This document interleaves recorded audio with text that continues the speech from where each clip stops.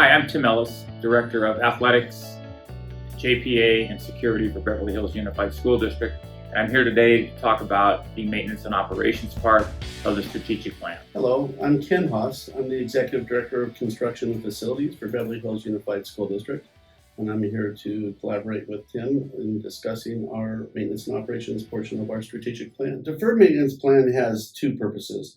One is to identify and then eliminate the deferred maintenance backlog that happens over sometimes decades of not having proper funding and potentially trying to keep up with aging buildings, which is very difficult.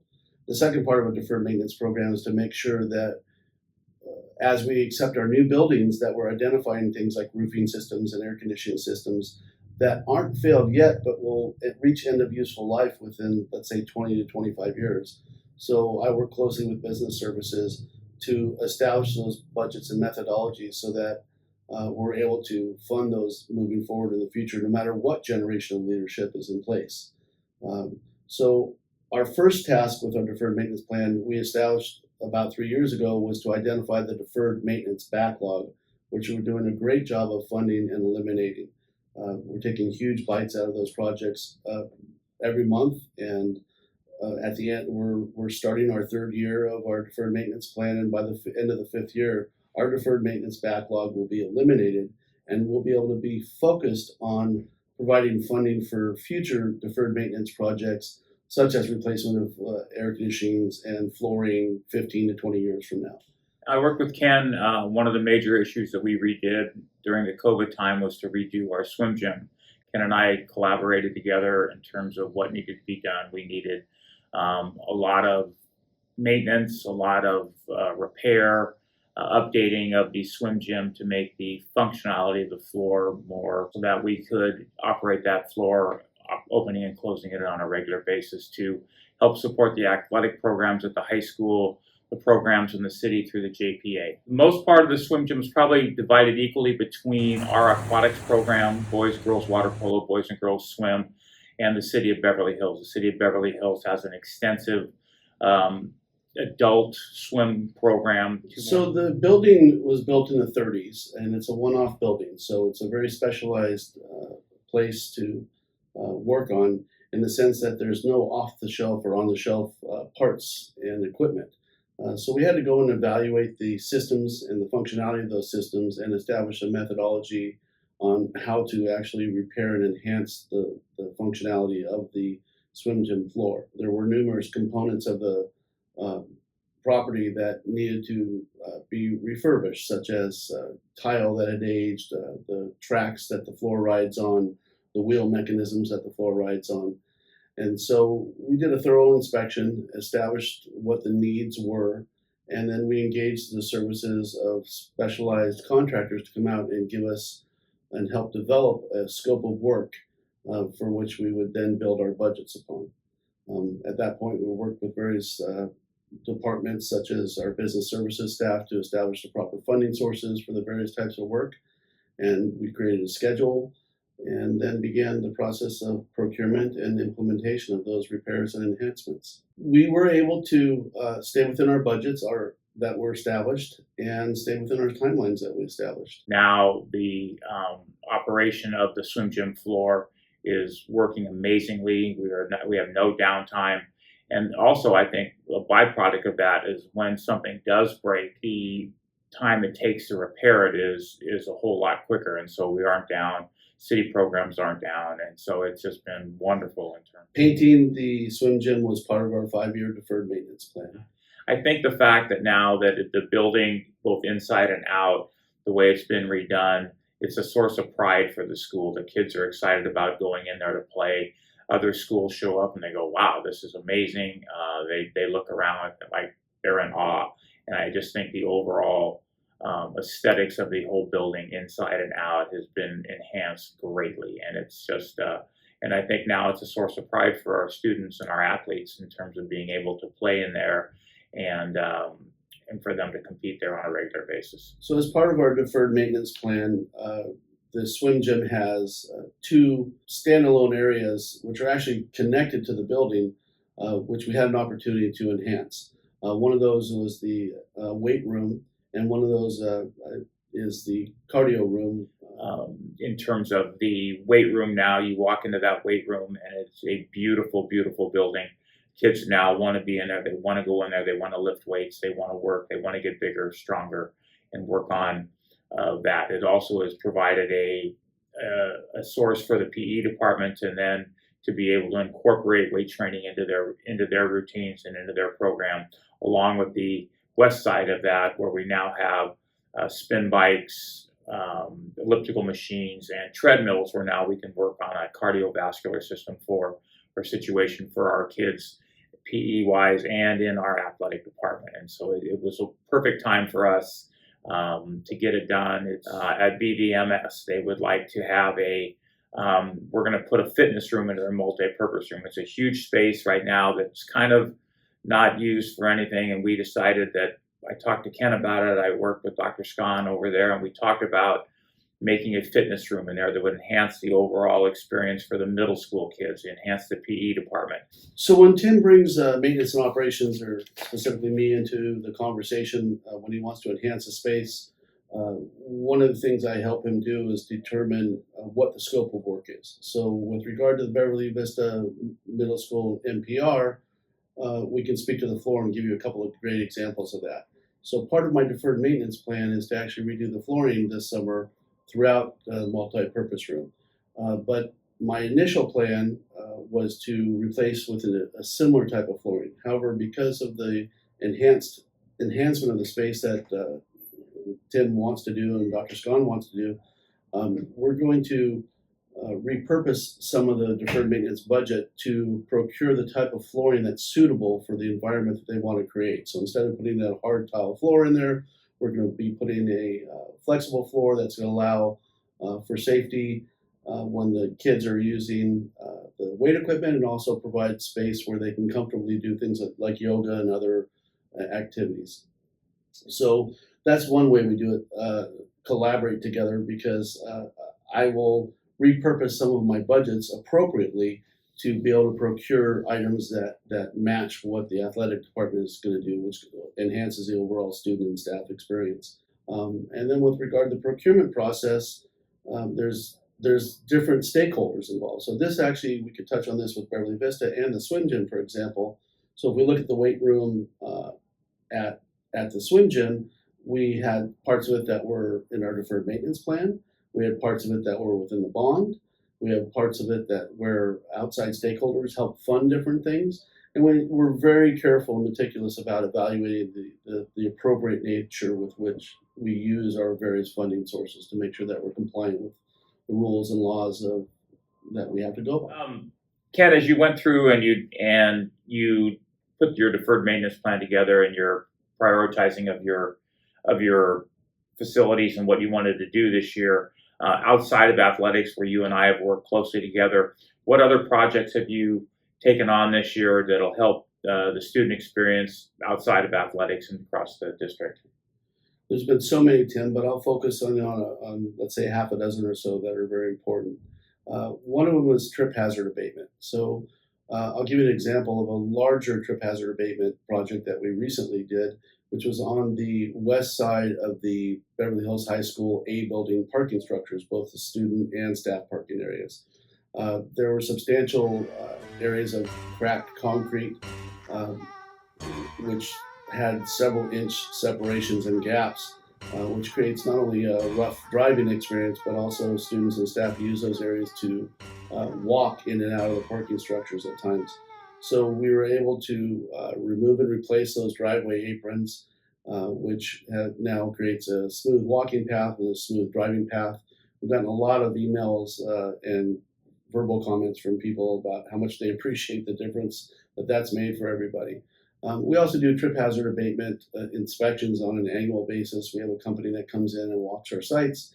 They give us great documentation of trip hazards that exist, and then we engage the services of a contractor who can then go and either grind and or fill those areas as necessary on an annual basis to try to mitigate our trip hazards. Ken, I was just also noticing the robotics room has experienced a huge transformation, along with the fashion room, There's an ASB room. Can you explain some of those rooms that maybe the average person doesn't know about, but it's really enhancing the overall educational experience for our students? So we have an incredible CTE program here at the district, and I work closely with the maintenance and operations department to collaborate with the teaching staff and the other support staff that provides direction and with regard to what the needs are for those various programs. Some of the programs are would be the robotics program, our fashion program, our audio production program, just to name a few. And the way we operate within those programs is we work with our stakeholders to establish what the need is, and then we try to modify the rooms and provide funding and support as necessary in order to create those spaces in a way that's usable to accomplish the goals of those CTE programs. So in the robotics lab, I would use that as probably the biggest example because the robotics lab had not been modernized in quite a bit of time. And so we work closely with our teacher and support staff of the CTE program to establish what the needs were as far as equipment. And then the design of the room was created, and then we procured all the different parts and installed the different parts, and we greatly enhanced the space.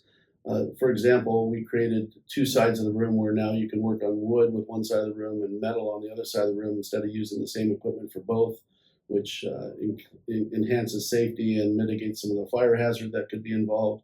We took the actual planning room and completely redid that, so now it's a space that really emulates what you might see in a professional environment. If you were to go into a robotics or a mechanical lab in outside industry, we wanted to try to look and feel like it would in the outside world, not just a school class. For example, in the fashion area, we installed a considerable amount of sewing machines. But a standard classroom is not designed to support, let's say, 25 or 30 sewing machines. So we had our electrician go in and redo the electrical so that it would properly support it. And in the auto production room, similar type things. We've modified some of the electrical spaces and removed a door and a few other smaller things. So some of the projects are very labor and finance intensive, and other ones are a little bit simpler. But at the end of the day, all of these efforts with the combined departments of M&O and facilities, the CTE group, business services, really enhances the student experience and the staff experience here by providing spaces that are adequately equipped and properly configured for the long term. As we move on here, is there our high school is our biggest facility, probably our oldest facility with the most needs across the board. Is there anything else that's going on at the high school you'd like to highlight for us before we move on? Yeah, there's actually dozens of projects, but I'll focus on just a couple. The library is very dated and dark, and so we want to try to combine when we're trying to refresh a space, preserving the aesthetic value of our older buildings, but also implementing some modern changes, such as even fresh paint. So we went in and took the perimeter areas of the dark walls, and we simply painted them. But we also were able to implement some branding along the way in that there was several pilasters and pop-outs that we enhanced with our orange and black colors for the Beverly Hills High School. We've recently moved our maintenance and operations department to the high school, and we've had the opportunity to remake all the different shops and tooling that help support our maintenance and operations department, which by definition supports our programs. So that's a huge reason why we've been able to increase our responsiveness and effectiveness. For example, we've created a locksmith shop and a carpenter shop and a painting shop and a plumbing shop, an electrical shop, an HVAC shop, where we have all the parts. If you go into these various shops, you'll see shelving that is stocked with organized materials, tools, and equipment to support our operations. It looks much like you would see if you walked into a lumber yard or a Home Depot or something like that, where we literally have thousands of parts and fittings on hand so that we can quickly address the needs of our facilities. One of the challenges we have in our facilities, especially our aging facilities, the high school is probably a great, the best example of that, and Hawthorne as well. We have a lot of different components, different types, different generations. we can't afford to have a part break and then wait 2, 3 weeks to try to order it. We need to have things on hand.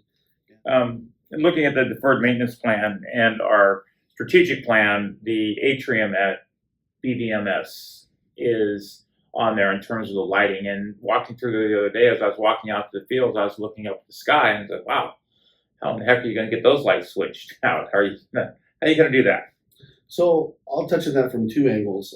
One is that's an example of how important it is to have a seat at the table when we're actually designing buildings, because architectural firms love to put things that are beautiful and what they think may be functional in certain places. But at the end of the day, we have to think about the people that actually have to turn the screw or change the bulb. Absolutely. So in the case of Beverly Vista in our quad area or atrium area, we have lights that are approximately 60 feet up in the air that are in an area that you can't get normal lift equipment in there. So it's very challenging to change the lighting in there or to even repair the lighting. So for some time, the lighting has been out in that area. And one of our goals has been to replace that. But you have two ways of doing that. You either put some type of lift equipment in there or you erect some type of scaffolding. The scaffolding option would be totally cost prohibitive. It would be well over 6 figures to change $1,000 worth of bulbs and ballasts and capacitors. So fortunately, this last year, a company has developed a very specialized piece of equipment that has tracks on it like a tank, which can drive up and down stairs and goes up to 77 feet. So we rented this piece of equipment, and over a several-day period, we're able to get it into the school and drive it down the stairs and then go up the 60 feet or so that we needed to, which, by the way, takes a very brave soul to do that. Our electrician has wings, and he was able to get up there and change all that lighting out for us so that now we have that restored lighting in that quad area. Nice. So, Tim, we've talked a lot about the high school and the middle school, and I don't want to forget our very important elementary schools. Can you talk to me about some of the programs that you have and how maintenance and operations has interacted with you on enhancing your programs? One of the big ones is if you go to Horace Mann and our infamous purple field there, and that field gets a ton of use between the elementary school, and it's one of the biggest fields that gets used through the JPA program, AYSO, BH Little League. So we've recently given attention to all of our district fields. They can be trip hazards, they can be unsightly or a combination. And we've engaged the services of a company to come out and rework those areas and properly stitch them back together. And then we also do a process that these needle-like devices on, we call them tines, Tines. And what those do is those penetrate the surface and help redistribute the substrate so that the fields still are nice and soft, and they also provide for proper fall safety. So if somebody falls on them, it minimizes the risk of them getting hurt, and also extends the useful life of the fields themselves. We had a JPA meeting a couple weeks ago, and we walked the facility at Hawthorne and walked into the library there and noticed, wow, what a drastic change. So the D building, as well as other buildings at Hawthorne School, were part of our deferred maintenance plan. But in the D building in particular, last year we had a very substantial water loss. It forced our hand as far as addressing the repairs of the building in a more expeditious manner and move things up on the schedule. But it also gave us an opportunity to really enhance the areas such as the library, the lower basement, and the upstairs D building corridor, to paint a nice bright white in the corridors and match the lockers and paint the doors blue. And it has such a wonderful feel when you go in there. The staff loves it, the admin loves it, and it just changes the entire energy of it. With regard to the library, when you walk in the library, you get the feeling that it's a place to relax and learn and enjoy. The surfaces are beautiful, and it's just a very functional space. Ken, and as we wind through all of the schools here in the school district, it seems like there's a lot going on at most other facilities, with the exception of Horace Mann. Other than the field striping and the restitching of the field, it just seems like there's not a whole lot going on to Horace Mann. Could you talk to us a little bit about why that would be? Yeah, so in the process of building our deferred maintenance plan, as I spoke to earlier, the deferred maintenance plan was primarily to address our backlog of deferred maintenance. Fortunately, Horace Mann had the opportunity to be modernized some years ago, and so the useful life of all the components of that school are not close to the end. So, in building our deferred maintenance plan, there was very few things that we had to address at that school, and consequently, we've been able to focus our efforts on the other sites. The good news with that is that's where we are taking the entire district. We're going to take the entire district to a place where we don't need to spend a ton of money on a deferred maintenance backlog, and we're able to perform preventative and general maintenance with regularity at the school so that we can maintain functionality and extend the useful life of all of our different components there. I can pretty comfortably say that although we have some malfunctions, virtually every one of our mechanical systems, whether they're old or new, are in a functional state at this point, and we're able to operate them properly. A key to having the lowest possible maintenance expenditures and budgets is to do preventative maintenance to maximize the useful life of all of our components, and that has to do with whether it's a roofing system or whether it's an air conditioning system. So the deferred maintenance and preventative maintenance are not something you necessarily transition into and out of. It's something that you're constantly evolving in order to suit the needs of the properties.